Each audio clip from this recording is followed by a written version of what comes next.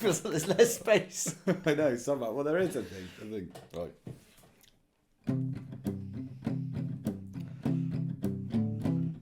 Ever climbed a mountain, ever caught a fish, ever looked to the stars and made a wish, ever shot a bow and arrow in the dead of night, ever read a map, ever flew a kite, Ever made a fire? ever sang a song, ever tried to run a marathon, ever put yourself to the test. Do your best, do your best. Oh, I went really bad then. Shit. Well, what a way to start it. Well, it's nice to at least start it. I started with humility. I made an error. It's what do they say? It's human to err. Or are we just dancing? Oh, we're back fucking here again. Yeah, This is the fucking fuck's loop. sake. How you doing, Bob? I'm good. Yeah. Feeling sort of. Well, actually, I felt a bit sick earlier. Actually, I felt kind of hot and feverish. Yeah. But maybe that was just my anticipation for this podcast. Possibly, could be. Episode 2. DOS. Yeah. It's episode 2. Yeah, that's good. episode 2. Yeah. So that was it feels like it's been kind of a long time since the last one. Yeah, it does. Actually. Yeah, I think we're like it. Yeah, it does. I think we're probably right to be doing one every couple of weeks. Mm-hmm. Yeah, for sure. Yeah. Should we do less? Yeah. Please, in the comments, let us know. Yeah. I feel like if we did more, I don't know. Yeah, this is enough work. It's been hard work getting this set up just for tonight. Yeah, this has been This has been its own do your best. We should have been filming us. Put for this sure. together. Like. Yeah, it's so complex. So basically, I mean, at first, I think you're going to be better explaining this than I. Well, so the podcast setups are pretty simple. Mm-hmm. On paper, we've got 2 microphones. They plug into the laptop. That's being what's that? That's the same stuff. The same stuff. Oh, cool! Mango Loco. Yeah, that's nice. Great. Yeah, so they plug into the Mac. We use GarageBand. We sorted that out, but I saved the template. That doesn't. The template doesn't exist anymore. The microphones don't know if they're all together or who's doing what. And then we've got a variety of sort of lights here. We've got new lights. We do. That's nice. Yeah. So those are the one thing that did actually work on time. Yeah, they worked like that. But you had to tape the battery pack to the side. That's what you're trying to get to. Yeah. So the phone doesn't have it does, the little inside bit, its ass doesn't feel anything at all anymore. Sometimes I wish my ass felt that way. Yeah, it's got nothing in it. Yeah, for sure. Or like it won't have, so no headphones. No. So you can't put the phone charging. You need it to charge to shoot for maybe however long we're going to be shooting for. It's not, the battery would run dry, and so it doesn't, the charger itself doesn't actually work. So I've got one of those chargers that it sits on, but of course you can't put that up on the tripod. So that's been taped to the back of the phone. The phone is taped to one of those little wireless chargers, which actually does have a wire, because the wire, of course, goes into the wall. But like the actual thing that holds the phone, the little clippy bit, the extendo clippy bit, that's snapped too. So even in the future, nothing works. Like nothing things works. are supposed to be easier and easier, but actually, they're just as, if anything, they're more difficult. Yeah, they are. That's the issue. And it's like you think, we live together. It should be easy to just should be just simple. Oh, here's a podcast, here's a mic, plug it in. No. It's not. Tripods, bendable spiders, fucking nuclear reactors. It's difficult. It's insanity. It's tough. It's insanity. Yeah. But in a way, it's a labour of love, though. The harder you have to work to get something, the more worth it is. Yeah, totally. And it's in do your best spirit, I guess. Exactly. I'm sure there's plenty of really shit podcasts as well where they just easily plug in and play. That's the thing. Yeah. We go to a lot of effort for these guys. Look at this shit. There's tape everywhere. I'll try and maybe take a picture of this setup. Yeah, exactly. We should post that. Exactly. Yeah, we'll put it up in a little square in the corner. Yeah, for sure. Yeah, a little sort of video square. That would be good. Yeah. So, have you been keeping abreast of the news recently? A little bit, yeah. I decided to have a little bit of look at some news. Oh yeah, I'm intrigued to hear what you know that I know. Yeah. What have you got? What have I got? Oh, if I can remember. One thing that I thought was pretty good. There was a guy in Atlanta, and he tried to hold up a salon. I feel like I've vaguely heard about this. What happened? They don't know much. They haven't caught the guy, but they don't need to really catch him because he didn't get anything. Because this guy like busts into a salon, maybe at gunpoint. It's hard to know. It's one of those like he's hiding his. Oh, like the banana under the shirt thing. Yeah. So the guy's hiding his gun, and he's saying, "This is a stick up. This is robbery. Let's go, everyone. Let's go." No one listened to him. They just kept like cutting hair. Yeah, no one even got angry. No one said get out of here. No one was scared. The manager of the place took a phone call at the time, right? And apparently it lasted just long enough. The CCTV footage is there. Lasted just about 5 minutes or so until he got so embarrassed he just left. That is so good. How good's that? That's absolutely amazing. Maybe that goes. We've just been through too much shit. Now we're like, fuck it. What is this? Yeah. You know? Just whatever. Like I'm having my nails done. Yeah. Some maybe guy comes in, give me your money. It's just like maybe it speaks volumes of the sort of laissez-faire kind of nature of a salon. Just that everyone is cash. yeah, they're just super cash. Yeah, makes me want to hang out in the salon a bit. Like, they got those like silver bits in their hair. You know what I mean? When they're like outside having a fag. yeah, they're too like, busy talking. Yeah, exactly. They're just like, you know, the ladies are getting a blue rinse done. They get the blue rinse.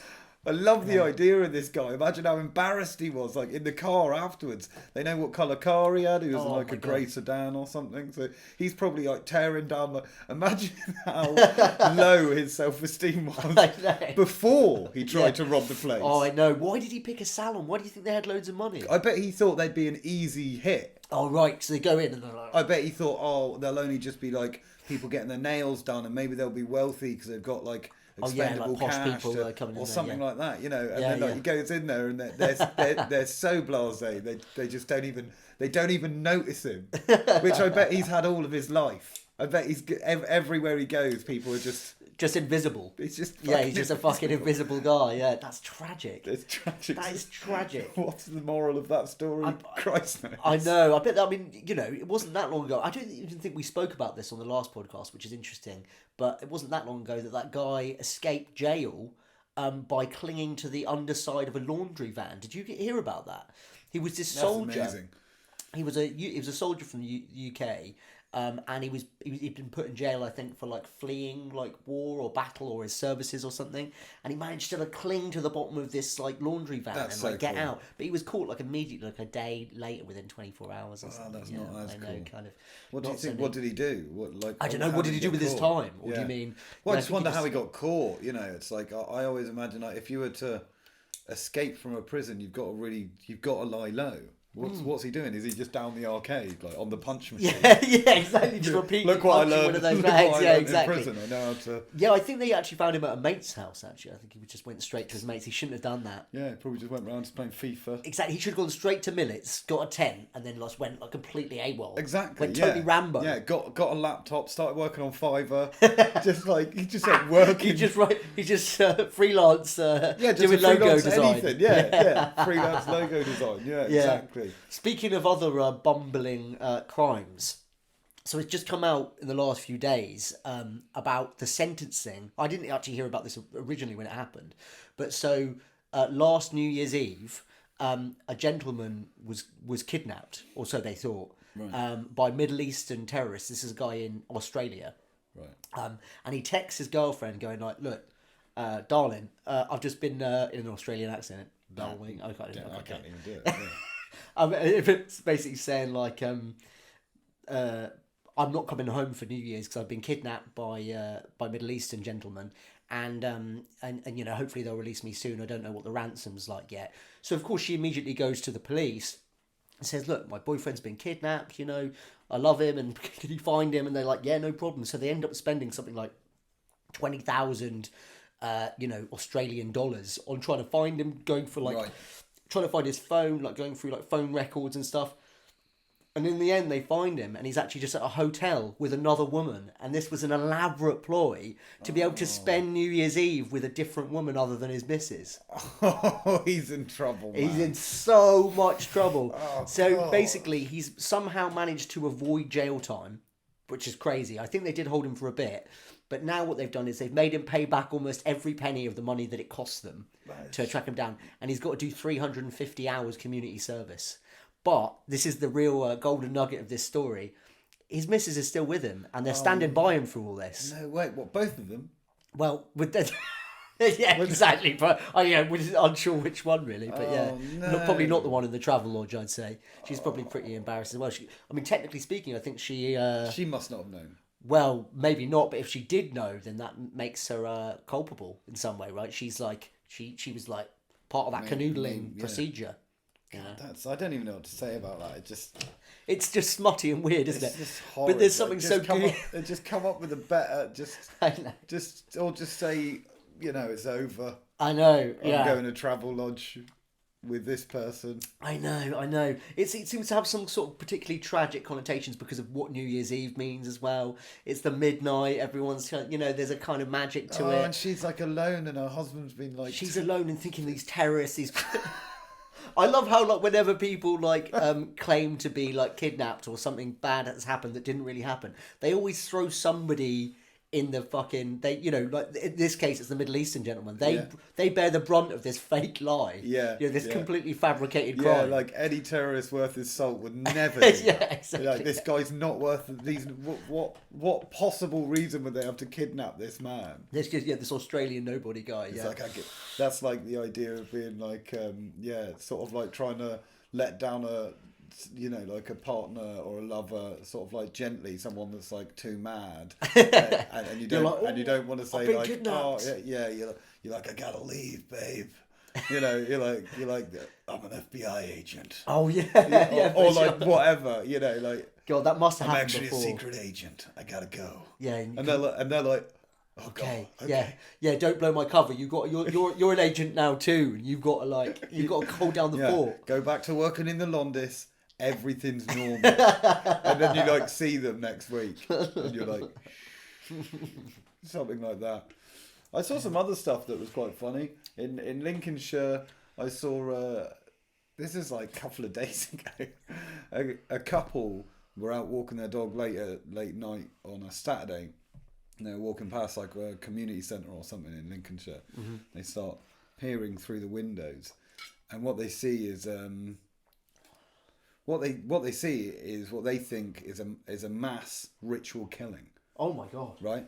There's candles. It's dark in there. There's bodies all over the floor, and there's a woman in a robe banging a drum, just walking around, and they're terrified. And they call the police, and they're like, this old couple, we've seen this killing. And so the police all turn up there. They get there, but they get there just after the yoga class finished. What, it was a yoga class? It was a yoga class, and at the end of the class, they do 30 minutes of corpse pose. No. Yeah, for sure. It actually happened. What, they pretend to be dead? It's just corpse pose. It's like you just lie there and just get into a meditative state. But this couple saw them at that exact moment. Oh, wow. Right? And even the teacher was like, I mean, to be honest, like, I can imagine how freaked out they were, because she was like, at that moment, I always turn the lights down, put all of these candles, and she was like, I was wearing quite a flowy sort of like top that could sort of resemble a robe, I guess. And she's like, and I like to bang a drum while they're doing the corpse pose. It does sound like Heaven's Gate or something, doesn't it? Yeah, it sounds like they've all done like a mass. Yeah. Like a mass suicide event or something. Yeah, a part of me thought, like, there's more to this. There's more to this, yeah. That poor couple, they must have been so traumatised. Yeah, they're anonymous. They've kept it anonymous. They're not letting anyone in the town know which old couple it was. That like, I don't know what Netflix shows they've been watching or whatever. But he's like, Midsummer Murders. My love, look. And I'm like, it's terror. God, I think that they're never going to leave Lincolnshire ever again after that. Yeah. They're just like, fuck that. Yeah, I mean... Everywhere else isn't safe. Yeah, I think the yoga teacher must be kind of chuffed in a way, but also I feel like, I don't know, a Saturday night yoga class at 9:30. Yeah, and everyone's pretending to die at 9:30. Well, they're not pretending to die, it's just called corpse pose. It's also known that seems like a fruity way of saying pretending to die. Yeah. I think it's also known as like savasana or something. Oh, right, okay. That sounds like a delicious pasta. I bet that's wrong. A delicious pasta. Yeah, savasana. Yeah, a little bit of cheese, get a little mozzarella savasana. Nice. It'd be good. Speaking of other weird crimes, and actually back on the theme of the last episode, we were talking about Kim Jong Un's wonderful armored train. Yeah. Was it slow as fuck, full of wine, something else, pink upholstery or something? Anyway, so I don't think we've got an update about how it went with the I almost called it menage a trois, but that's three people, isn't it? Right. Between Putin and their Kim crack Jong Un, guns, yeah. and their shitty gun trade that they were trying to Yeah. do. I don't think we know anything about that, but what we do know is that apparently in July there was a fellow who's called something King. I can't remember the first name now. Travis King was his name. Now he's also somehow the theme seems to be at the moment soldiers doing kind of unusual things. He was a soldier. He was an American soldier, and he was stationed in South Korea. And at some point he did something crazy. So basically he was put in one of those like military jails for assault, but we don't really know what that means. Could mean anything. It's kind of a broad term, isn't it? And so he's like stewing, he's getting angry, he's like, I'm having none of this, I don't like being in this cell. Eventually they do let him out. I don't know if it's just for like a day out, like a bit of a breather, but they take him to the border between North Korea and South Korea, which is famously it's this ground where if you step over one side you're on their side, that kind of shit. It's ever since the Korean War in like the 50s. Right. So that's theirs. And he just runs across the border straight to North Korea. Like, fuck you to the US military, I'm joining these guys. Which is a bit like, I think it's a bit like if you find yourself in a really shit hotel and you're like, I hate this hotel is disgusting, it's awful, there's no fucking toilet paper, the bath is filthy, I hate it, I'm going to go to an even worse hotel around the corner. Literally. So to work for that hotel. He wants to go and At work. least He actually wants to work. He's not for them. going to stay in that He's hotel. like, I'm the concierge. Yeah. Yeah, exactly. Yeah, and his main reason that he gave for wanting to go to North Korea was because he was fed up with the racism that he saw in America, which is fair enough. He's a black dude. And I'm sure there probably is a lot of racism within the military, and of course there is across America, as we know. But also just generally fed up with the way that the army was treating him and what he saw as inequality. Yeah. But the problem is that North Korea is not going to be any fucking better. Like, they might not be outright racist, but at the same time, everything else is going to be so much worse. Doesn't seem like it's going to be great up there. And so, basically, every other time that a soldier has ended up for some reason stuck or stranded in North Korea, it takes years and years of back and forth emails and shit to get them sent back, if at all. Yeah. Some of them end up staying there and actually end up assimilated into the, maybe by choice or not, into the army, the North Korean army. This time, he's been there since July. They've literally just released him. They're like, we don't want him. Fuck it. This guy. I know. North Korea don't even want him. They don't want him. Yeah. And so now he's been sent back to America, and his family, they've been asking his family, what do you think about all this shit with Travis? And they're just like, no comment, we're going to need some time. So it's like, such a cool name, Travis King. Travis King, I know, such a strong name. That was a strong I know. name. Yeah. But it's interesting. But do you remember, because there was a time before where that kid stole the sign, and they didn't release him for like a long time. Yeah, I do and know when they what you finally mean. did, he was pretty much dead. It was fucked up. It was like forced labour. And before that, there were those two Australian guys who pretended to be golf champions. Those guys are legends. Yeah, so they literally showed up. I think they were on holiday somewhere nearby. They showed up. They thought it'd be funny. They thought it'd be funny because they knew there was a golf championship going on in North Korea. And they claimed that they were, these two Australia had sent these two golf professionals. So they put on these huge spreads, these massive buffets for them, and treated them like they were actual celebrities. And then when they literally got to the actual, what do you call it? Do you call it a tee-off? Yeah. Do you call it a tee-off? That's where you tee off. And literally, with like clubs in hand, they were allocated a caddy. You call it a caddy, the guy? Yeah, he's a caddy. Yeah, they were allocated a caddy. It was like, helping them pick their golf clubs, and as soon as they took the first swing and like were just like failing from that initial one, immediately just they kept knew. failing. Yeah, and the caddy came over to them and whispered in one of their ears, "You have failed and shamed your family." That's so great. That's like such a joke gone awry, isn't it? They must have been like, "What are we going to do now? What are we going to do now?" But I think they were worried that they were going to kill him or something. But actually, they just saw him off. They gave him dinner and they made sure they were. They're just like, "Get out of here, you scamps." I think they knew that they were joke. I think they knew it was a joke and they thought it was hilarious. They thought it was a ballsy, hilarious joke, and they were like, "Fuck it, let's go along with these guys," because they wanted to be able to say we beat the Australians in a golf competition. Yeah, they wanted to be able to say that. Yeah, that's pretty funny. But I was thinking about Lewis the cat. Yes, Lewis the cat. Right. Yeah, that's fantastic. So pure happenstance. So me and Joe are shooting a video about making a pasty. Yeah. And on the way to get puff pastry from the shop. Yeah. You end up in the middle of a rainstorm with two seagulls. It was so weird. Yeah, they would like. I had to run back up town and drop off some keys, and on my way I was like, I'll meet you at the puff pastry in Co-op. And so I run up and there's these two baby seagulls. They're not like proper babies, but they're not adults yet. They've still got like the baby markings, the downy and feathers. they're like each other. They're really going for each other. And I'd had a couple of beers and I was like, guys, come on guys.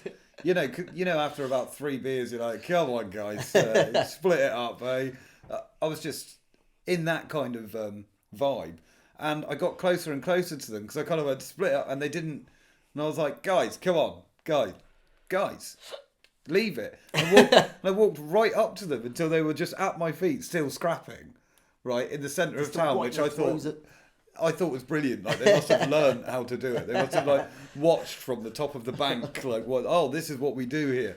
And I was like, guys, and I had to split them up with my own hands. I did these two seagulls. I was like, pulled them apart. I was like, guys, you go over there and you go over there. This one seagull went over into the middle of the road and was just like, and I was like, this is It's wacky. so human though, isn't it? That's such human behaviour. Wow. And I came back like really excited to tell you about it, and I walk into the shop and you're just hanging out. There's this cat. So there's always, so I was in the Co-op trying to find the puff pastry. It's crazy all this stuff happening at the same time, isn't it? And so there's a cat that's got in. He's wearing a collar, very nice cat, being pleasant to everyone. Yeah. And he goes in. He's like, I don't know what he's looking for. I don't know if he's shopping. I don't know if he's looking for a particular product. I suggested ham because immediately this guy from Co-op comes out. He literally, without even thinking, almost like he's done this a million times before, like pulls the ham out, tears it open, usually takes me like 10 minutes to get him into to penetrate the ham container with a knife. But he just does it with his fingers, gets the ham out and begins to lure this cat. And so like, I start to sort of like sweat. I'm like, holy shit, I need to start filming this, get my phone out, start kind of following, sort of tracking the cat. The cat's kind of turning around looking at me. And we managed to make it to the door, but somehow it's still not working. The cat's not fully out there. Then you arrive. You just pick up the cat in your arms. This is so sad because we didn't get this bit on film. But you cradled it like some sort of beautiful cat baby. It's so funny. And then brought it out and it just ate some ham on the ground outside and it was a lovely day. But Yeah. I was really concerned. I was worried. You I was were like, really concerned. I was like, this cat is. I mean, when I picked him up, he was like, hey. I like turned him up. He was like. I was like, this cat knows what it's doing. So like, put him down, and then he's just like, there's all these people around him, like, what is the cat doing? yeah. I could see people in the background being like, maybe I could pet the cat. Yeah, I saw people doing that. People were like having these little moments with the cat, individual spiritual moments. But yeah, then finally there was a lady. You went back into Co-op looking for the puff pastry, and this lady was like, "Oh, we know that cat. It's our mate's cat that lives around the corner." It was actually a guy outside that told me. Outside. Oh, yeah, right, just some bloke that had been watching with his girlfriend. They were watching him. You were worried about the cat, and you were like, "Oh, I need to know about." And as he walked off, he was like, "There's a girl in there that knows the cat, mate." And I was like, "What?" He was like, "She's got a green jumper on." I was like, right. He's like that character in the movie that helps you out for no reason. He's just really, really. And he walks off like, no probs. The man with no name. Yeah, and then I walk in and there's a girl with a green jumper with her boyfriend, and I was like, do you know that cat? And she's like, oh yeah, I work down at the vets, and yeah, it's always doing stuff like that. Yeah. Owner always comes in going like, this cat's, it's like an actual animal surgeon. Yeah, just constantly, and then since then you put it on Instagram, right? And like the owner of the cat, is it the owner of the cat? We don't know. I think Or he's is it one just of other the people? owners of the cat. Yeah. She came forward and she was like, someone was like, "Is this Lewis the cat?" Right. And I was like, "Look, I don't really know. I don't know his cat name. Like, I haven't had the pleasure of knowing his cat name yet." Yeah. And then someone was like, "Yes, this is Lewis. We love him. Like, he's like, Yeah. he's a bit of a fucking." Someone just wrote on it, "Come home, Lewis." Yeah, exactly. I can't wait to. Listen, mate, I know. And I asked, I was like, "Whereabouts? Just has Lewis been?" And apparently he went all the way to. Do you say is it Madron? Yeah, Madron. Yeah. Madron. And Mad wrong. right, and he went all the way there, and apparently he ended up in a He pub went to fucking Madrid. That's Yeah. far. That's a good from here. That's a good like 3 miles, isn't it? yeah. I think. And he also went into a pub called the Edge of the World. I think it was called the Edge of the World. Edge of the World. That's a bookshop. Oh, it's a bookshop. Oh, it's not. It's not a pub. Yeah. All right. Great name for a pub, though. It would be. Yeah, that's why I assumed it was a pub. I Yeah, think. you're like, what a great pub. Yeah, for sure. But no, that was an amazing, magical moment. You don't usually get to see animals in human settings. If you do you know what I mean by that? Absolutely. Of course, you do see them in in your house. Yeah. But you don't get to see a pig at the basketball court. No, you know what never. I mean? You Never. don't That'd get be to great. see an A ocelot cockerel at the bank. Yeah, exactly. An ocelot at the airport. It doesn't happen. Nice, And so to see that, it makes Especially one with such charm. exactly. And Yeah. he had this real charm about him. He was very relaxed, as you said. And there is something about it reminds you that we're all main. We're not NPCs. We're main characters in our own bizarre stories. Whether you be Lewis the cat, Joe the human, whatever the fuck I am. The piece of ham. The piece of ham, they all have a role to play. Yeah. He wishes he was in a basketball court, but he's just a bit of ham. Yeah. That's what his fucking life story led him to. But yeah, I'm trying to think of other exciting things that have happened. enjoyed You know what's that. supposed to be happening today? In a way, I feel like it should be more exciting than it actually is. It's probably going to be deeply underwhelming. So you remember the metaverse? Yeah. So it's basically Mark Zuckerberg's attempt to create like the real Matrix, but for social media. Big hands. Yeah, big hands. Yeah. I mean, he's basically said it's going to be like everything. He's like anything. I think he said anything you could imagine you can do in the metaverse, which is a big fucking claim. You know, because even the things we can imagine in this world are pretty fucking hard to do, as we know from taping a fucking Just trying to video yourself talk to your mate is exactly. Yeah. But he's saying you can do anything in the metaverse. But right now, so basically all of his, what do you call them, financiers? What do you call the people that put cash into stuff? I would call them financiers. Exactly. They're all a bit worried about this, and they keep asking him in public, why are you putting so much money into this fucking absolute fucking pit in the ground that is the metaverse that nobody is using? Because at the moment there are apparently 300,000 users of the metaverse, which I actually find hard to believe. Yeah, I don't think that's too a real. many. That seems like too many. But there are billions of users of Facebook, so it doesn't. Yeah. It's like, what's going on? I've heard people, but you need gear, don't you? You need gear to use it. You need the headset, The Oculus. the Oculus, or one of them Something is a like cheaper one. Right. But how basically- much are they? But I don't know. Maybe I think you can get some for like 300 quid, 200 quid. Exactly. That's not happening. But the funny You thing, make them 30 quid and you're going to have billions of users. yeah, you could be right. Yeah, absolutely right. Yeah. Well, there's supposed to be. Well, apparently, one of people's major complaint about the metaverse because it's called Horizon Worlds, which isn't very catchy at the moment. But yeah, currently people's main complaint is that there are these abandoned, spooky areas. Nobody's there, so there's nobody to interact with. It's this terrifying kind of thing. my Because there God. already is there are chat rooms for people with VR headsets. That reminds me of actual when chat rooms started. Yeah. You know, like every I now and remember again, that. you'd just like go on a chat room or something, and there wouldn't be anyone there. No, It'd it's be just like there's one like lonely user in the corner that's always there. He never sleeps. yeah, Yeah, you don't know if that was not fun stuff. No. I remember hanging out on Buffy Chat. Do you remember Buffy Chat? It was on the Buffy.com website. Just loads of people. Yeah. No, I don't remember that. I think you told me about it. Oh, though. right. yeah. Was Joss ever on there? I don't know if he was actually. No, I don't know. Yeah. I always wanted to do the David Lynch one though because you had Yeah. to spend like 30 quid a month on it, but he actually was in his chat room. He'd be in there. He'd be in there, yeah, exactly. And then occasionally he'd like meet up with his fans in like LA and stuff. They all sounded really Drinking weird. coffee. Yeah, exactly. It sounds amazing, doesn't it? Yeah, it does. But the metaverse, I think today is supposed to be a big announcement about where it's going to go. But he basically admitted the other day, Zuckerberg, he said like, I have a feeling we're moving in this direction, and but I could be proven wrong. Like he's saying, like I think that virtual reality is really going to take off, but my bets could be. Yeah, I mean, do you think it would? I don't know. I don't fucking know. I'm getting the feeling that its only real purpose at the moment seems to largely be entertainment, and it reminds me a lot of the 3D. Do you remember when they did like 3D TVs where you could you didn't have to put goggles on, they were just 3D. I don't know. That shit, I don't even remember that. Did not take off at all. Nobody wanted it. And I feel it's weirdly like one of these things. Of course, it's amazing. Like I've played some of these VR games and they are great. Mostly they make me sick though. I don't know if that's just because I'm an old man. I'm not like hip and up. My body. I mean, we've had a go on VR. Yeah, for sure. That's not VR though, is it? Well, I don't know. What are you talking about? Oh, you mean that? Yeah, VR? we put a video out of us. Yes, yeah. Sorry, I completely erased that. Yeah, it's somewhat different when you've got to move and do lots of stuff at the same time. I feel like when I had to bend down to actually physically pick stuff up, and it makes you way more sick. Yeah. Well, for me anyway. Yeah. I don't remember enjoying it. There was a pub in Brighton that you could play it at. Oh yeah, exactly. The End of the World. Yeah, Edge of the World, the bookshop. Yeah. There we go. Yeah.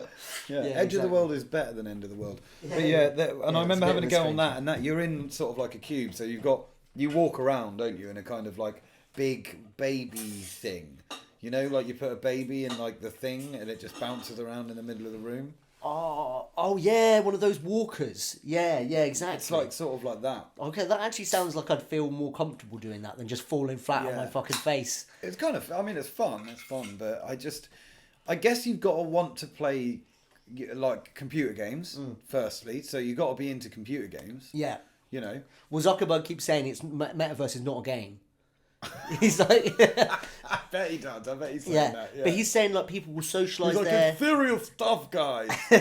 Yeah, exactly. He's saying people will socialise there. People will go to restaurants there. They'll do all this shit.